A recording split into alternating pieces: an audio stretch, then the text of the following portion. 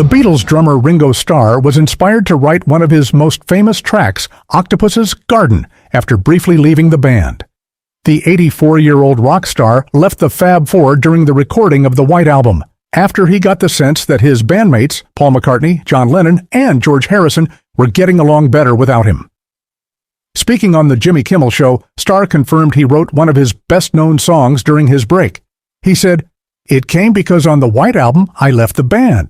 And I left the band because I didn't think I was really part of it or playing great, and I went and knocked on John Lennon's door and said, 'I feel you three are so close, and I'm out of it.' And he said, 'I thought it was you three.' So I flew to Sardinia. I thought, I'm getting out of here, and flew to Sardinia. I worked with Peter Sellers, and his boat was there." It was during this holiday that Starr found the inspiration for Octopus's Garden, which appears on Abbey Road, "Before I Want You, She's So Heavy."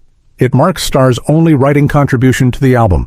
Starr has since said an encounter between his son's nanny Jason Starkey and an octopus led to the song's creation. Starr recalled, "Two things happened. All one was, the nanny we had with us was carrying Jason, and we were climbing over rocks. And then she stopped. She said, 'Take the baby.' So I took my son and said, 'What's going on?' And there was an octopus wrapped around her leg. I would have thrown that kid a mile. But also we went and had lunch on Peter's boat, and we had some fish and chips. They gave us octopus and chips. We finished the lunch, and in those days, it was freedom in Sardinia to smoke dope. I got into a really great mood, and the weather was great, and I was just on T-deck, and the captain came out, and he realized we didn't want his octopus. He said, 'You know what octopus do? They find on the ocean bed pretty rocks and tins, actually, that have been thrown from other boats and put like a garden around them.' Well, when you're stoned, that's the best idea of my life. I did start it. I had my guitar there."